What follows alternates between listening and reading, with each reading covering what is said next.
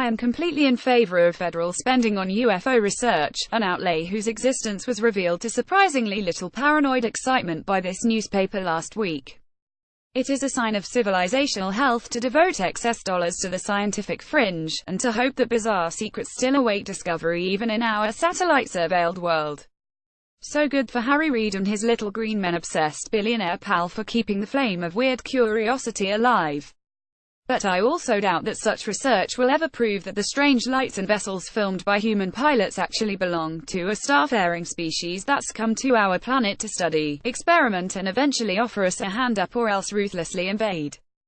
Other sapient species may indeed be out there, but the most parsimonious explanation for all the UFO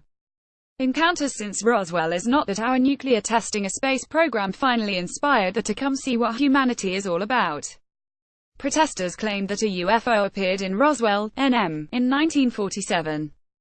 Joshua Roberts Agence France Press, Getty Images rather, it's that our alien encounters, whether real or imaginary, are the same kind of thing as the fairy encounters of the human past, part of an enduring phenomenon whose interpretations shift but whose essentials are consistent, featuring the same abductions and flying crafts and lights and tricks with crops and animals and time and space, the same shape-shifting humanoids and UAL experiments and dangerous gifts and mysterious intentions. This was the argument of Jacques Vallée, a French-born scientist and a wonderful character in the annals of ufology, who wrote a wild book in the heady year of 1969 called Passport to Magonia From Folklore to Flying Saucers, which the Times' UFO spending gave me an excuse to read. Vallée's conclusion is basically the reverse of Eric von Daniken's thesis in Chariots of the Gods, published to better sales the prior year, where von Daniken argued that old myths and biblical tales alike contain evidence of ancient alien visitations, an idea picked up, most recently, by Ridley Scott's Alien prequels. Vallée suggested that contemporary UFO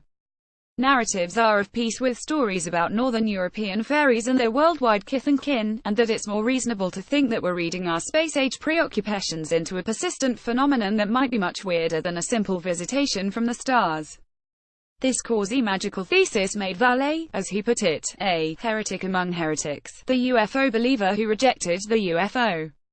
community's hope that their efforts could one day be incorporated into the normal sciences and lead us to some Spielbergian first contact.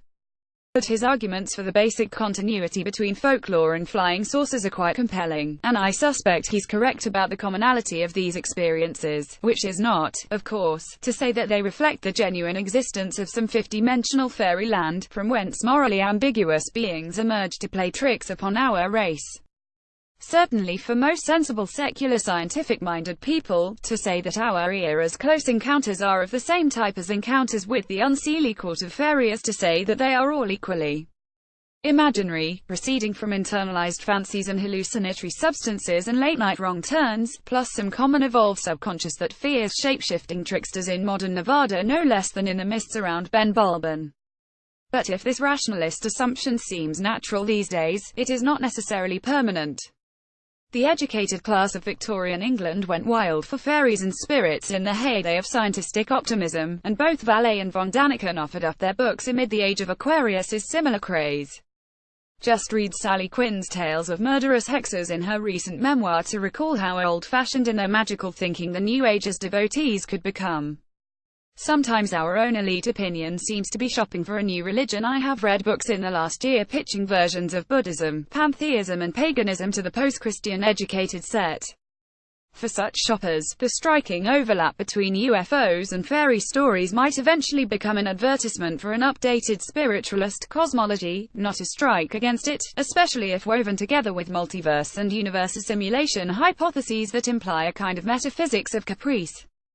Meanwhile, those of us who remain Christian, and yes, this is a Christmas column, UFOs and all, can be agnostic about all these strange stories, not reflexively dismissive, since Christianity does not require that all paranormal experiences be either divinely sent or demonic or imaginary. Rather, the Christian idea is that whatever capricious powers may exist, when the true God enters his creation, he does so honestly, straightforwardly, in a vulnerable and wire human form, and exposes himself publicly, whether in a crowded stable or on an execution hill. So the glamour of UFOs, like the glamour of fairy, is an understandable object of curiosity but a dangerous object for any kind of faith. The only kind of God worth trusting is the kind who does not play tricks.